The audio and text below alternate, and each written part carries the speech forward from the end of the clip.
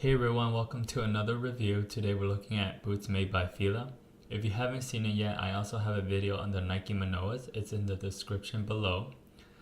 Fila was actually first founded in 1911 in Italy, then it was taken over by South Korea in 2007.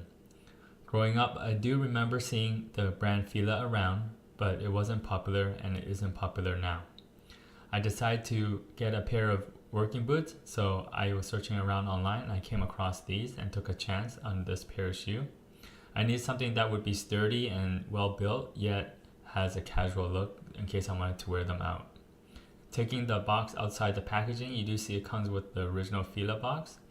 Opening up the lid, it does come with the detailed Fila packaging papers. You take down the first flap, it reveals the first shoe. To me, when I first opened it, it was very eye-catching. It was actually something I really did like, and it did come with the color that I wanted, the really yellow wheat color, also with the upper black synthetic leather and the gum on the outsole. Taking the shoe out was actually really snugly, tightly packed together. Hopefully that meant that no one wore these shoes, and I was pretty confident that they weren't. When you first look at the shoe, you'll see the logo right there with the square embossing a F that stands for the Fila logo.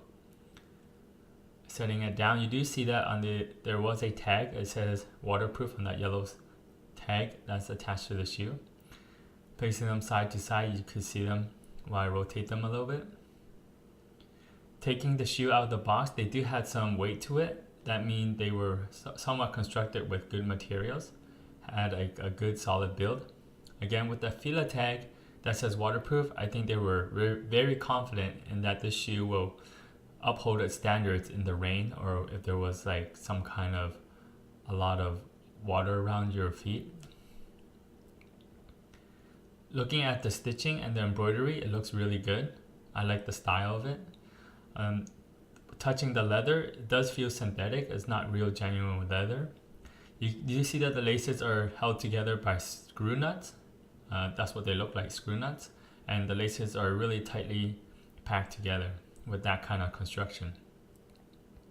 Looking in the front, it's not a true steel toe. I am pressing down firmly and it doesn't dent.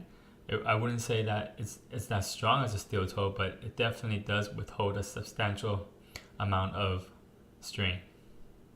Looking at the inner side, you do see the word waterproof on the inside. Some of the ending stitches, final touches on the stitching is not really clean. That's one of the big drawbacks. Looking at the back of the shoe, you see that's very clean. Just except for that, again, that one stitching where they didn't finish cleaning it up.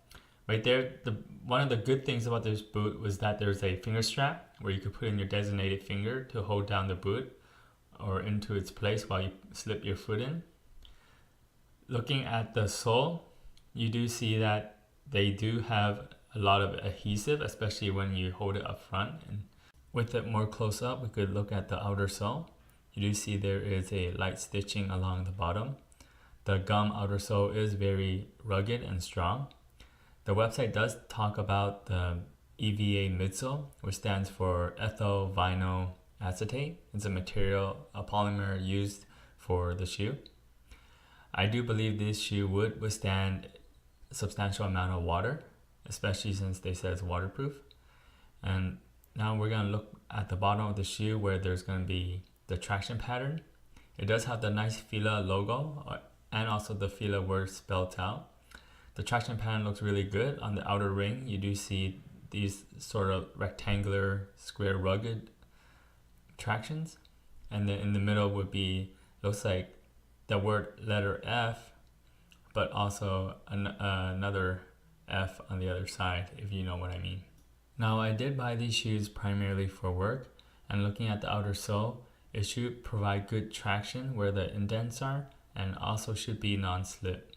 Trying to bend the shoe was pretty difficult. It does spring back really well, showing that the shoe is well constructed, and the soles should provide good protection if it were to be pierced. And looking at the front of the shoe, it looks really aesthetically appealing.